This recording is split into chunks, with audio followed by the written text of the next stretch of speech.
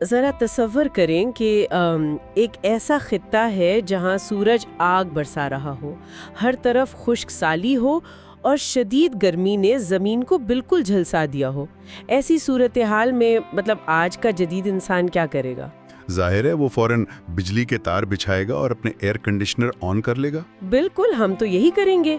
لیکن ذرا ایک ایسے نظام کا تصور کریں جو صدیوں پہلے بغیر کسی بجلی یا موٹر کے محض کشش ثقل یعنی گریوٹی اور پانی کی قدرتی روانی کو استعمال کرتے ہوئے ایک پورے علاقے کو ٹھنڈا کر دے۔ واہ، ایک دیواہیکل قدرتی ایئر کنڈیشننگ سسٹم۔ ہاں، جو صرف پتھروں اور پانی کی جیومیٹری پر چلتا ہو۔ آج کے اس تفصیلی جائزے میں ہم سری لنکا کے کچھ ایسے ہی پوشیدہ پہلوؤں پر بات کرنے والے ہیں جہاں وقت اور زندگی کی رفتار ہماری سمارٹ واچز سے نہیں بلکہ صدیوں پرانی انجینئرنگ، روحانیت اور جنگلی حیات کی خاموشی سے طے ہوتی ہے۔ یہ واقعی ایک بہت زبردست نقطۂ آغاز ہے۔ ہم جب بھی تاریخ یا پرانی تہذیبوں کی بات کرتے ہیں تو عام طور پر ذہن میں کیا آتا ہے؟ بس پرانی عمارتیں یا کھنڈرات؟ ہاں بالکل، بورنگ سی چیزیں۔ صحیح، لیکن سری لنکا کا جو خشک خطہ ہے جسے ہم ڈرائی زون کہتے ہیں، وہاں کی تاریخ محض پتھروں کا ڈھیر نہیں ہے۔ وہ اس بات کی ایک زندہ مثال ہے کہ انسان نے قدرت سے لڑنے کے بجائے اس کے اصولوں کو اپنے فائدے کے لیے کیسے استعمال کیا۔ اب سگیریا کی ہی مثال لے لیں۔ وہ چٹان پر بنا ہوا قلعہ۔ ہاں، لیکن یہ محض ایک پرانا قلعہ نہیں ہے۔ اس چٹان کے بالکل نیچے جو واٹر گارڈنز یا آبی باغات بنائے گئے تھے نا، وہ فلوئڈ ڈائنامکس کا ایک شاہکار ہے۔ ٹھیک ہے، آئیے اس کا تفصیلی جائزہ لیتے ہیں۔ یہ بات تو سمجھ آتی ہے کہ پرانے زمانے میں باغات بنائے جاتے تھے، لیکن یہ جو فلوئڈ ڈائنامکس والا حصہ ہے نا، یہ تھوڑا پیچیدہ لگتا ہے۔ میں سمجھاتا ہوں۔ کیونکہ اگر ہم آج کے جدید سمارٹ شہروں کو دیکھیں تو وہاں پانی کی فراہمی یا فواروں کے لیے زیر زمین موٹرز، سینسرز اور بجلی کے پمپ استعمال ہوتے ہیں۔ تو کیا سگریا کے لوگوں نے محض پتھروں سے کوئی ایسا ہی نظام بنا لیا تھا؟ بالکل ایسا ہی ہے۔ وہاں کے قدیم انجینئرز نے زیر زمین پکی ہوئی مٹی یعنی ٹیراکوٹا کے پائپ بچھائے تھے۔ اچھا، مٹی کے پائپ؟ ہاں، اور انہوں نے کیا کیا یہ کہ پانی کو ایک اونچے مقام سے نیچے کی طرف بہنے دیا اور راستے میں پائپوں کی چوڑائی کو مختلف جگہوں پر کم یا زیادہ کیا۔ تو اس سے پریشر بنتا ہوگا؟ بالکل، آپ خود سوچیں، اس سے پانی کا دباؤ خود بخود بڑھ جاتا تھا۔ جب یہ پانی باغات کے فواروں تک پہنچتا تو کشش ثقل کی وجہ سے وہ پوری قوت سے ہوا میں اچھلتا۔ واہ، کیا بات ہے! اور جب یہ پانی ہوا میں بکھرتا تو اس عمل سے، جسے ہم ایویپوریٹو کولنگ کہتے ہیں، آس پاس کی پوری فضا کا درجہ حرارت کئی ڈگری تک گر جاتا تھا۔ بغیر کسی بجلی کے؟ جی ہاں، یہ سب کچھ بغیر کسی بیرونی توانائی کے، صرف زمین کی قدرتی ڈھلان کو سمجھ کر کیا گیا تھا۔ یہ تو واقعی کمال کی بات ہے۔ لیکن اگر ہم تھوڑا آگے پولونارووا کی طرف جائیں تو میں نے پڑھا ہے کہ وہاں تو پورا کا پورا ایک سمندر ہی انسان کے ہاتھوں سے بنا دیا گیا تھا۔ ہاں، پراکراما سمودرا۔ بالکل، پراکراما سمودرا۔ لیکن ایک منٹ، تاریخ میں تو ایسی بہت سی مثالیں ملتی ہیں جہاں بادشاہوں نے محض اپنی دولت اور طاقت کا دکھاوا کرنے کے لیے ایسے دیویہاکل منصوبے بنائے۔ کیا یہ وسیع آبی ذخیرہ بھی محض ایک بادشاہ کی انا کی تسکین کا ذریعہ نہیں تھا؟ دیکھیں، یہاں حیرت انگیز بات یہ ہے کہ یہ بالکل بھی کوئی دکھاوے کا منصوبہ نہیں تھا۔ اسے سمجھنے کے لیے ہمیں ذرا وہاں کے موسم کو دیکھنا ہوگا۔ ڈرائی زون کا موسم؟ ہاں، ڈرائی زون میں سال کے زیادہ تر مہینوں میں بارش بالکل نہیں ہوتی، اور جب مانسون آتا ہے تو پانی اتنی تیزی سے برستا ہے کہ زمین اسے جذب نہیں کر پاتی۔ بالکل، پانی ضائع ہو جاتا ہے۔ تو پراکراما سمودرا دراصل ایک بہت بڑی انجینئرنگ مداخلت تھی جس کا مقصد مانسون کے ہر ایک قطرے کو محفوظ کرنا تھا۔ تو یہ صرف ایک تالاب نہیں تھا؟ ارے نہیں، یہ نہروں اور چھوٹے تالابوں کا ایک پورا نیٹ ورک تھا جس میں سلوس گیٹس یعنی پانی کو کنٹرول کرنے والے دروازے لگے ہوئے تھے۔ اس نظام نے اس خشک علاقے کی مٹی کو پورا سال زراعت کے قابل بنائے رکھا۔ اس کے بغیر وہاں کوئی تہذیب زندہ ہی نہیں رہ سکتی تھی۔ بالکل ناممکن تھا۔ اس کا مطلب یہ ہوا کہ انہوں نے قدرت کی کمی کو ٹیکنالوجی یا مشینوں سے نہیں بلکہ قدرت کے اپنے ہی نظام کو طول دے کر پورا کیا۔ 100% درست۔ اور اسی خطے میں اگر ہم دمبولا کے غاروں کی بات کریں تو وہاں پتھروں میں مجھے ایک اور طرح کی حکمت نظر آتی ہے۔ آپ ان پینٹنگز کی بات کر رہی ہیں نا؟ ہاں، غاروں کے اندر جو پینٹنگز ہیں وہ صدیوں سے وہاں موجود ہیں۔ عام طور پر تو موسم کی سختی رنگوں کو بالکل کھا جاتی ہے، لیکن وہاں ایسا لگتا ہے جیسے رنگوں کو پتھروں کے اندر قید کر دیا گیا ہو۔ اس کی وجہ وہ مخصوص مائکرو کلائمیٹ ہے جو ان غاروں کے اندر بنتا ہے۔ غاروں کی ساخت کچھ ایسی ہے کہ وہ باہرونی گرمی کو اندر نہیں آنے دیتی اور نمی برقرار رہتی ہے۔ جی، پتھروں کی سطح ایک خاص حد تک نمی برقرار رکھتی ہے۔ وہاں کے فنکاروں نے پودوں اور معدنیات سے قدرتی رنگ بنائے اور انہیں براہ راست چٹان کی سطح پر اس طرح لگایا کہ رنگ اور پتھر ایک جان ہو گئے۔ کتنا شاندار طریقہ ہے۔ اور جب کوئی انسان باہر کی شدید دھوپ سے نکل کر ان غاروں میں داخل ہوتا ہے نا، تو نہ صرف درجہ حرارت میں ایک بڑی تبدیلی محسوس ہوتی ہے بلکہ ایک گہرا نفسیاتی سکون بھی ملتا ہے۔ ہاں، وہ خاموشی۔ بالکل۔ گالوارہ میں جو گرینائٹ کی چٹان سے تراشے گئے بڑے بدھا مجسمے ہیں، ان کی خاموشی اور سکون دراصل اس بات کی علامت ہے کہ وہاں کے لوگوں نے پتھر کی سختی کو نرمی میں بدلنے کا فن سیکھ لیا تھا۔ یہ ایک بہت خوبصورت نقطہ ہے کہ انسان نے پتھر جیسی سخت چیز میں بھی نرمی اور سکون تلاش کر لیا۔ لیکن یہ تو قدیم کھنڈرات کی بات ہو گئی۔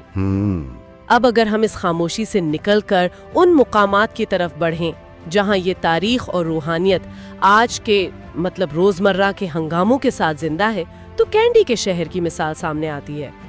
کینڈی بہت خاص جگہ ہے۔ ہاں، وہاں کا مشہور ٹیمپل آف دی ٹوتھ کوئی خاموش عجائب گھر نہیں ہے، بلکہ آپ کہہ سکتے ہیں کہ وہ شہر کی دھڑکن محسوس ہوتا ہے۔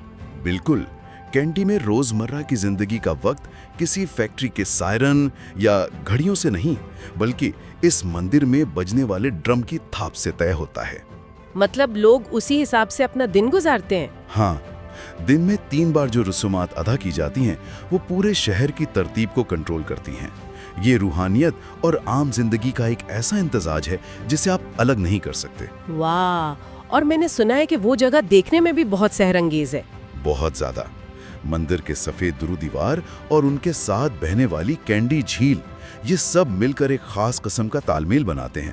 اور ایک دلچسپ بات یہ ہے کہ کینڈی کے قریب ہی پوراڈینیا کے بوٹینیکل گارڈنز ہیں۔ اچھا۔ ہاں، وہاں موجود جوائی انجیر کے درخت بھی اسی تاریخ کا حصہ ہیں۔ ان کی جڑیں اتنی پھیلی ہوئی اور گہری ہیں کہ وہ محض درخت نہیں لگتے بلکہ وقت کے وہ ستون لگتے ہیں جنہوں نے کئی صدیوں کی تاریخ کو اپنے اندر سمیٹ رکھا ہے۔ یہ سب سن کر یہاں بات واقعی بہت دلچسپ ہو جاتی ہے، کیونکہ کینڈی تو پھر بھی ایک نسبتاً پرسکون پہاڑی شہر ہے جہاں فطرت غالب ہے۔ گنگارامایا مندر ایک انتہائی گنجان، جدید اور شور و غل سے بھرا شہر ہے، اور وہاں واقع گنگارامایا مندر کو دیکھیں تو ایک سوال ذہن میں ابھرتا ہے۔ کیسا سوال؟ کیا شہر کی تیز رفتار ٹریفک، جدید زندگی کی دوڑ اور بے پناہ مصروفیت کے درمیان ایک قدیم مندر کا سکون کہیں کھو نہیں جاتا؟ کیا روحانیت اور جدید شہر کا یہ ٹکراؤ ایک عجیب سی بے سکونی پیدا نہیں کرتا؟ دیکھیں، اگر ہم اسے وسیع تر تناظر میں دیکھیں تو ہمیں سمجھ آئے گا کہ کولمبو کا یہ مندر دراصل شہر کے شور سے فرار کی جگہ نہیں ہے۔ تو پھر کیا ہے؟ یہ اس شور کے اندر ایک توازن پیدا کرنے کا مرکز ہے۔ وہاں مذہب اور روزمرہ کی زندگی کو الگ الگ خانوں میں قید نہیں کیا گیا۔ مندر کی عمارت اور باہر کی سڑکیں ایک دوسرے کے ساتھ ایک ہم آہنگی میں چلتی ہیں۔ وہ شہر سے کٹا ہوا نہیں ہے؟ بالکل نہیں۔ گنگارامایا مندر کی خاص بات یہ ہے کہ اس کے اندر ایک میوزیم جیسی کلیکشن موجود ہے۔ آپ حیران ہوں گی کہ اس میں پرانے مجسموں کے ساتھ ساتھ پرانی کاریں، گھڑیاں اور روزمرہ کے استعمال کی پرانی اشیاء بھی رکھی گئی ہیں۔ کیا واقعی مندر میں کاریں؟ ہاں، یہ اس بات کا اشارہ ہے کہ مادی دنیا اور روحانی دنیا ایک دوسرے کے دشمن نہیں ہیں بلکہ وہ ساتھ چل سکتی ہیں۔ وہاں جا کر محسوس ہوتا ہے کہ جدیدیت کے شور میں بھی انسان اپنا اندرونی مرکز تلاش کر سکتا ہے۔ یہ تو ایک بہت گہری بات ہے کہ مادی اشیاء اور روحانیت کو ایک ہی چھت کے نیچے رکھ کر یہ پیغام دیا جائے کہ زندگی میں دونوں کا وجود تسلیم کرنا ضروری ہے۔ بالکل۔ خیر، انسانوں کی بنائی ہوئی اس روحانی دنیا سے نکل کر اب اگر ہم اس جزیرے کے قدرتی ماحولیاتی نظام کی طرف چلیں تو وہاں بھی وقت کا ایک اپنا ہی نظام ہے۔ آپ پہاڑی علاقوں کی بات کر رہی ہیں؟ ہاں، نووارا ایلیا اور ہارٹن پلینز، وہاں کا وہ مقام جسے ورلڈز اینڈ کہا جاتا ہے، وہ ایک بالکل ہی مختلف تجربہ پیش کرتا ہے۔ ہارٹن پلینز کا ماحولیاتی نظام واقعی بہت انوکھا ہے۔ وہ دراصل ایک کلاؤڈ فارسٹ یا بادلوں کا جنگل ہے۔ کلاؤڈ فارسٹ، یہ کیا ہوتا ہے؟ مطلب وہاں کے درخت اور پودے بارش کے محتاج نہیں ہوتے۔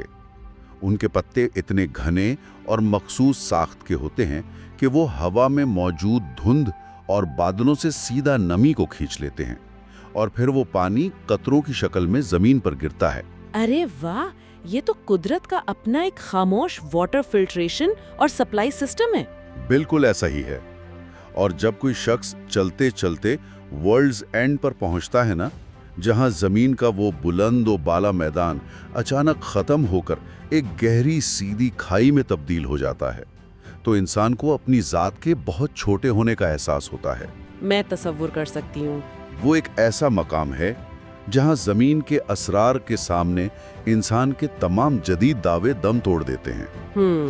ایسا لگتا ہے کہ قدرت وہاں انسان کو یاد دلاتی ہے کہ تم اس دنیا کے مالک نہیں ہو، بلکہ محض ایک چھوٹے سے حصے دار ہو۔ بہت خوبصورت بات کہی آپ نے۔ شکریہ۔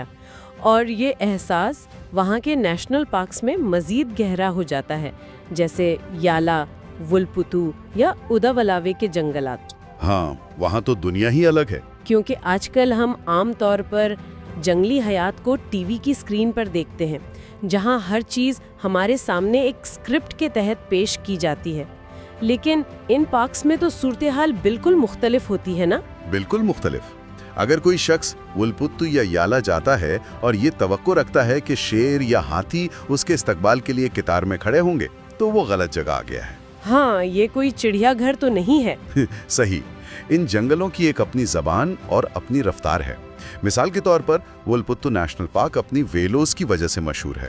ویلوز، یہ پانی کے تالاب ہوتے ہیں؟ ہاں، یہ دراصل ریتلے کناروں والے قدرتی تالاب ہیں جو بارش کے پانی سے بھرتے ہیں۔ ان کا کسی دریا سے کوئی تعلق نہیں ہوتا۔ یہ تالاب پورے جنگل کے ماحولیاتی نظام کی جان ہے۔ وہاں جانوروں کی موجودگی کا احساس ان کے نظر آنے سے بہت پہلے شروع ہو جاتا ہے۔ وہ کیسے؟ جیسے بندروں کی اچانک خاموشی، ہرن کی ایک مخصوص الارم کال، یا مٹی پر بنے ہوئے تازہ قدموں کے نشانات۔ یہ سب ایک طرح کی قدرتی جاسوسی ہے جس میں انسان کو اپنا وجود بالکل مٹا کر جنگل کی فریکوینسی پر آنا پڑتا ہے۔ تو مطلب آپ کو خاموش رہ کر سننا پڑتا ہے؟ بالکل۔ یالا کے جنگلات میں تیندوے یعنی لیپرڈ کی خاموش بادشاہت کا اصول ہی یہی ہے کہ وہ نظر آئے بغیر اپنی موجودگی کا احساس دلاتا ہے۔ یہ بات بہت پرکشش ہے کہ وہاں انسان کو خاموشی کی زبان سیکھنی پڑتی ہے۔ لیکن جزیرے کے اس وسطی اور قدرتی حصے سے اب اگر ہم ساحلوں کی طرف آئیں جہاں زمین اور سمندر آپس میں ملتے ہیں۔ ساحل تو سری لنکا کی پہچان ہے۔ ہاں، یہ وہ ساحل میں جہاں آج سے کئی سو سال پہلے بحری جہاز تجارت کے لیے آتے تھے، اور آج یہ جگہیں دنیا کے پرسکون ترین مقامات پہ شمار ہوتی ہیں۔ گال فورٹ کی مثال ہی لے لیں۔ اسے اکثر ایک خوبصورت سیاحتی مقام کے طور پر پیش کیا جاتا ہے، لیکن اس کی فصیلوں اور گلیوں کے پیچھے بھی ایک زبردست انجینئرنگ چھپی ہے۔ آپ کو پتہ ہے، گال فورٹ کی تعمیراتی انجینئرنگ اپنے آپ میں ایک ماسٹر کلاس ہے۔ ڈچ دور میں جب اس قلعے کی فصیلیں تعمیر کی گئیں تو انہوں نے محض پتھر استعمال نہیں کیے، بلکہ مقامی مونگے یعنی کورل اور چونے کے پتھر کا ایک خاص مرکب استعمال کیا۔ مونگے کیوں؟ وہ تو نرم ہوتے ہیں نا؟ یہی تو کمال ہے۔ کورل میں قدرتی طور پر ایک لچک ہوتی ہے جو سمندر کی موزوں اور لہروں اور طوفانوں کی شدت کو جذب کر لیتی ہے، بجائے اس کے کہ ان سے ٹکرا کر ٹوٹ جائے۔ اوہ، تو وہ شاک ایبزاربر کا کام کرتے ہیں۔ بالکل۔ اسی طرح گال فورٹ کی سڑکیں اور گلیاں ایک مخصوص گرڈ کی شکل میں بنائی گئی ہیں، جن کا زاویہ سمندری ہواؤں کے رخ پر رکھا گیا ہے تاکہ ہوا گلیوں سے گزر سکے۔ ہاں، اس کا مقصد یہ تھا کہ سمندر کی ٹھنڈی ہوا سیدھی قلعے کی گلیوں سے گزر کر گھروں کے اندر تک جائے اور اس شدید گرم اور مرطوب موسم میں ایک قدرتی ایئر کنڈیشننگ فراہم کرے۔ یعنی وہ محض ایک حفاظتی دیوار نہیں تھی، بلکہ ایک ایسا نظام تھا جو سمندر کے غصے کو بھی برداشت کرے اور اس کی ٹھنڈی ہوا کو بھی استعمال کرے، اور شاید یہی وجہ ہے کہ وہاں کی زندگی میں آج بھی ایک خاص قسم کی طمانینت نظر آتی ہے۔ بالکل۔ اور شمال میں جافنا کی طرف دیکھیں، وہاں کے ڈچ قلعے اور پلمائرا پام کے درخت بھی سمندری ہوا اور مقامی زندگی کا ایک ایسا ہی تال میل بناتے ہیں۔ جافنا کا ماحول تو بالکل ہی الگ سکون دیتا ہے۔ اور دوسری طرف اگر ہم وہاں کے ساحلوں کی بات کریں، جیسے ہیریکیٹیا کا ساحل، جس کی شکل بالکل گھوڑے کے جوتے یا ہارس شو جیسی ہے، جو سمندر کی بڑی لہروں کو کاٹ کر ایک پرسکون خلیج بنا دیتا ہے۔ ہاں، اور ہیکادوبا کی مونگے کی چٹانیں، جہاں سمندری حیات بالکل سطح کے قریب ہوتی ہے۔ اور وہ اونا واٹونا والا مشہور روپ سوئنگ۔ ارے ہاں، وہ تمام ساحلی مقامات ایک مختلف قسم کی رفتار پیش کرتے ہیں۔ ہیریکیٹیا کا خلیج ہو یا وہ درختوں سے بندھے روپ سوئنگ پر جھولتے ہوئے انسان کا سیدھا سمندر کے اوپر چلا جانا، یہ جگہ دراصل انسان کے اعصاب کو پرسکون کرتی ہیں۔ بالکل۔ اور یہاں ایک عملی بات کا ذکر کرنا بہت ضروری ہے۔ آج کل اگر ہم انٹرنیٹ پر معلومات تلاش کریں نا، تو بہت سے ویلاگرز خطرناک سڑکوں یا مشکل سفر کی کہانیاں بناتے ہیں تاکہ ان کی ویڈیوز پر زیادہ کلکس آئیں۔ ہاں، وہ سنسنی پھیلاتے ہیں۔ لیکن زمینی حقیقت اس سے کوسوں دور ہے۔ وہاں کی سڑکیں بہترین ہیں، ہر گیسٹ ہاؤس میں فائبر آپٹک وائی فائی مل جاتا ہے، اور ٹک ٹک کے ذریعے کہیں بھی آنا جانا انتہائی سہل ہے۔ موبائل فون میں ای سم چند منٹوں میں ایکٹیویٹ ہو جاتی ہے۔ وہ کوئی پسماندہ علاقہ نہیں ہے۔ تو اس سب کا اصل مطلب کیا ہے؟ اگر انٹرنیٹ پر موجود خوف پھیلانے والی ویڈیوز محض سنسنی خیزی ہے اور سفر دراصل بہت آرام دہ ہے، تو پھر ایک جدید انسان کے لیے اصل خطرہ یا چیلنج ہے کیا؟ آپ کا کیا خیال ہے؟ مطلب کیا مجھے یا کسی بھی جدید دور کے انسان کو اصل گھبراہٹ ان نام نہاد خطرناک سڑکوں سے ہوتی ہے، یا پھر ہماری اصل گھبراہٹ اس بات سے ہے کہ ہم اپنی سمارٹ واچز اور کیلنڈرز کے اتنے عادی ہو چکے ہیں کہ جب ہم ایک ایسی جگہ پہنچتے ہیں جہاں زندگی انتہائی دھیمی، پرسکون اور مستحکم رفتار سے چل رہی ہو، تو ہمیں سمجھ ہی نہیں آتا کہ اس خاموشی اور سکون کا سامنا کیسے کیا جائے؟ اس سے ایک اہم سوال پیدا ہوتا ہے، کیا ہم ان مقامات کو محض ایک پرانی دنیا کی باقیات سمجھ کر نظر انداز کر سکتے ہیں، یا پھر غال فورٹ کی فصیلوں کے اندر، ولپتو کے جنگلوں میں اور ڈرائی زون کی قدیم آبی گزرگاہوں میں آج کے دور کی سب سے بڑی بیماری کا علاج چھپا ہے؟ یعنی ہماری یہ جو تیز رفتاری کی بیماری ہے۔ بالکل۔ جب کوئی شخص وہاں کی کسی تنگ گلی میں چلتا ہے جہاں سمندری ہوا اس کا استقبال کرتی ہے، یا کسی پرانے مندر میں خاموشی سے بیٹھتا ہے، تو یہ محض کوئی سیاحتی سرگرمی نہیں ہوتی۔ یہ دراصل ایک یاد دہانی ہے کہ زندگی کا مقصد صرف چیزوں کو تیزی سے ختم کرنا نہیں ہے۔ سچ کہا آپ نے۔ یہ جگہ ہمیں بتاتی ہیں کہ اگر ہزاروں سال پرانی چٹانیں اور درخت وقت کے جبر کو برداشت کر کے سکون سے کھڑے رہ سکتے ہیں، تو ہم انسان بھی اپنی اس پاگل کر دینے والی دوڑ سے کچھ دیر کے لیے باہر نکل سکتے ہیں۔ اور میرے خیال میں آج کی اس پوری بحث کا نچوڑ بھی یہی ہے۔